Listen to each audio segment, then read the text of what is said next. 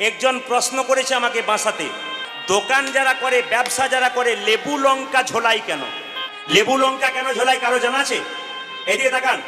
বলছে লক্ষ্মী আর দারিদ্রতা দুজন দুপক্ষের। যার বাড়িতে লক্ষ্মী আসে তার ধন হয়, আর যার বাড়িতে দারিদ্রতা ঢুকে যায় তার ধন নষ্ট হয়ে যায়। ওই জন্য একটা একটা করে বলবো, শুনে দেখুন। বলছে দারিদ্রতার পছন্দ দুটো জিনিস, টক আর ঝাল। কি বললাম? দারিদ্রতার দুটো জিনিস পছন্দ, কি? টক আর ঝাল। যদি কেউ বাড়িতে দারিদ্রতা আসে, বাড়ির দরজাতে আপনার লেবু লঙ্কা ঝোলাতে পারেন। কেন? যদি টক মানে লেবুটা টক আর লঙ্কাটা ঝাল, যদি দরজার সামনে টাঙ্গান আর দারিদ্রতা এসে যদি ওটা পেয়ে যায় আর ভেতরে ঢুকবে না, পালিয়ে যাবে, ও তো পেয়ে গেছে। আর লক্ষ্মী কি পছন্দ করে? মিষ্টি পছন্দ করে। তাই লক্ষ্মীকে দেবেন মিষ্টি, আর দারিদ্রতাকে দেবেন লেবু আর লঙ্কা। ওই জন্য দরজায় দরজায় বা দোকান ব্যবসা যারা করে তাদের দেখবেন লেবু লঙ্কা ঝোলানো হয়, এটা মাথায় রাখবেন।